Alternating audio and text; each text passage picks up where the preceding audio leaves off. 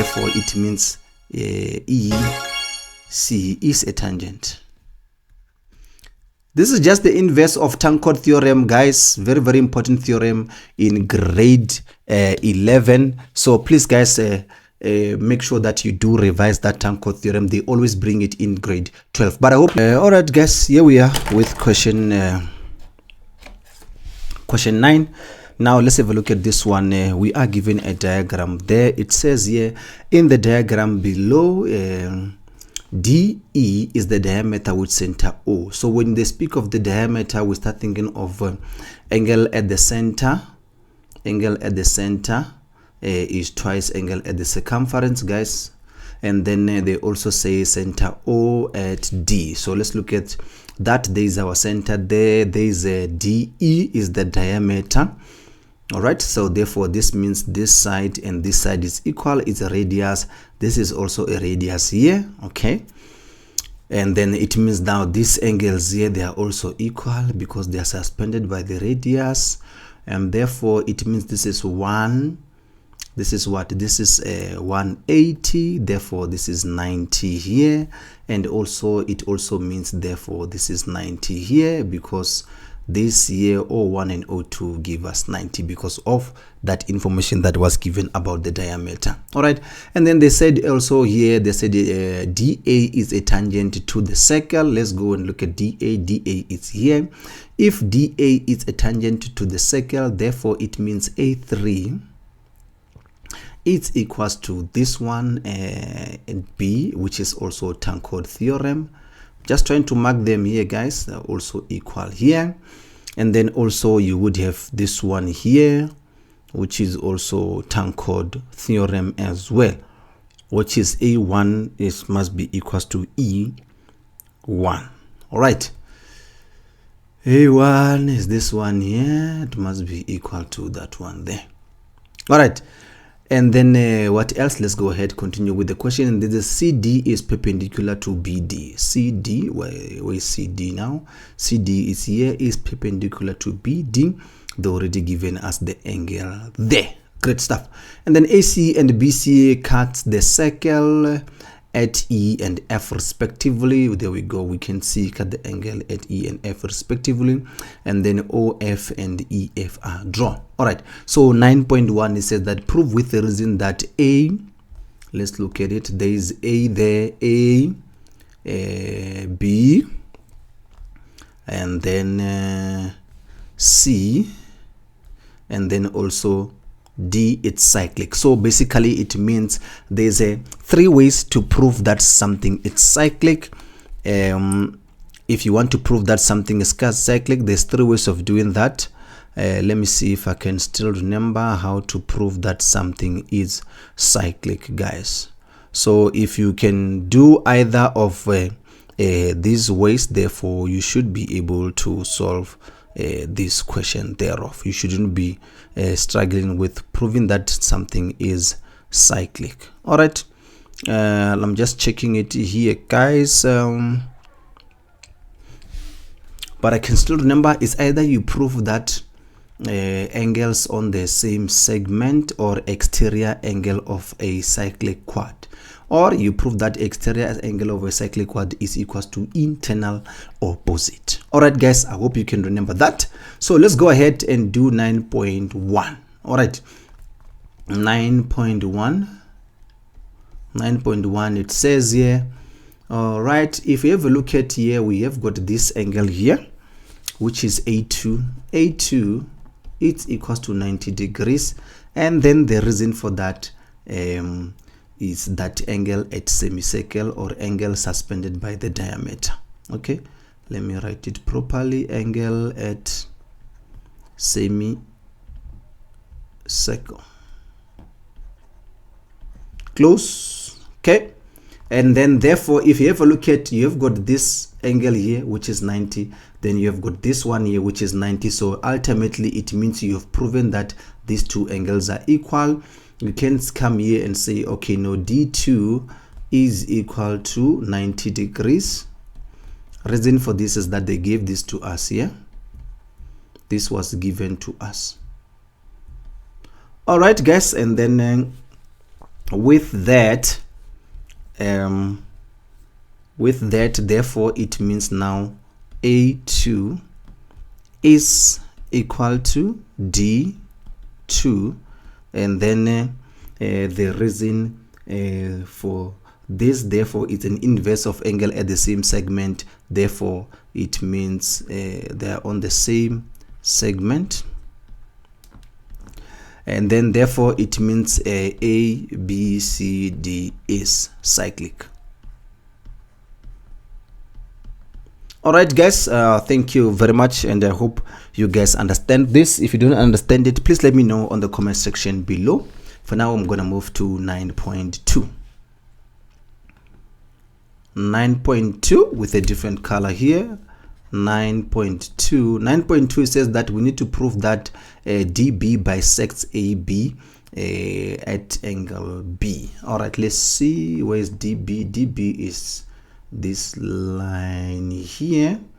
It bisects triangle A, B, and C. Okay, so this is the triangle that we are looking at, guys. We are looking at this big triangle here, all the way to C there. I hope you guys can see. Oh, my line is so bad. Okay, don't have a ruler here. There you go.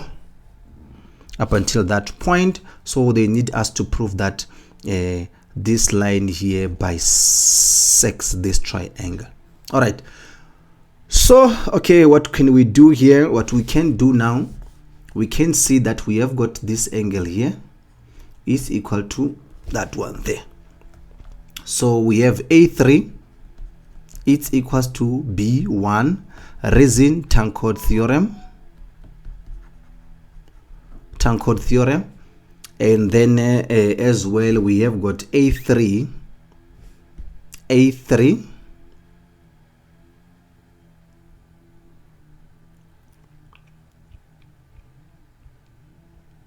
it's equal to A3, also it can also be equal to B2. A3 it's equal to B2. A3 can also be equal to B2 right there. If you're looking at it from this side, it's angle on the same segment. There's the segment, you see, it's angle on the same segment, okay. Angles on same segment, guys. Okay, I hope you can see it is there looking like that. These two angles that are here, let me use a different color so that you guys can see them. I'm gonna use green here. There they are. Here is this angle here and this one here, so they're the same as the one sitting here.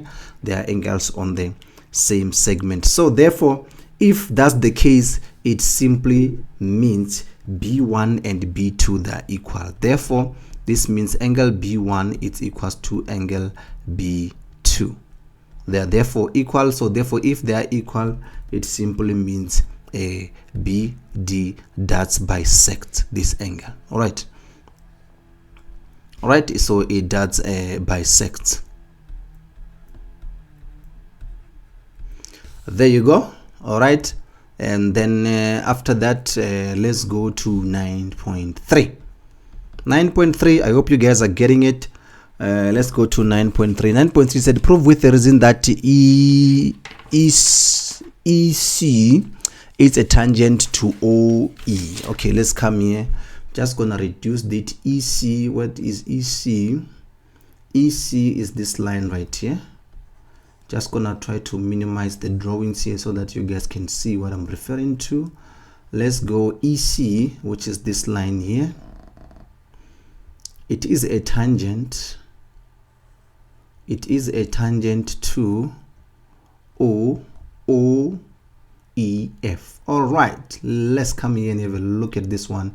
If this is a tangent, it means O, and then this one, Tankard theorem, and then this one should be also equal to, put a star.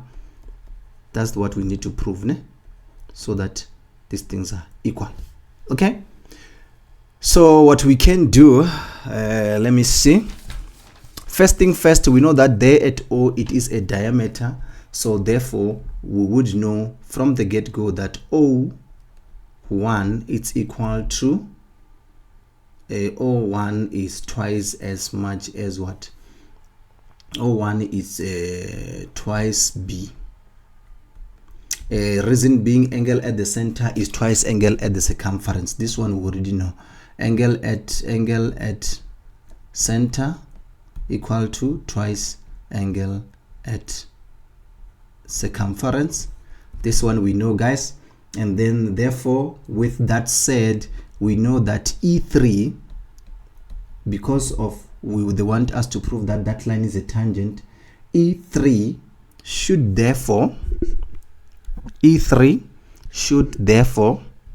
be equal to B1 plus B2. Can you guys see it? This angle right here should be equal to these two right here. Reason being, we have exterior angle of a cyclic quad. Reason being, exterior angle of a cyclic quad. All right, can you see it, guys? We have got a B, A, E, F. You see, so this angle here should be equal to internal opposite. Okay, so once you have that there, therefore we also know that if that's the case, if that is the case there, which we also know that E3 is equal to E3 is also equal to E3 is also equal to okay, I think I'm making a mistake here. Remember earlier on we said B1 and B2, they are equal. So therefore it simply means, it means E3 can be equal to twice B. Okay, therefore this means O1 is equal to E3. So therefore if O1 is equal to E3, which is what we have proven, therefore it means EC is a tangent. This is just the inverse of Tank-Chord theorem, guys. Very, very important theorem in grade 11. So please, guys, make sure that you do revise that Tank-Chord theorem. They always bring it in grade 12. But I hope you guys understand it. If I can just add just a little bit, if you are lost here, Tank-Chord theorem is the one that has got a tangent here. I hope you guys can see it. It's got a tangent here, and then you have got a triangle sitting there. The only thing you need to prove is that this angle is equal to this one, and then this one is equal to that one. I am Gaston Mapala. Let me see you on the next upload.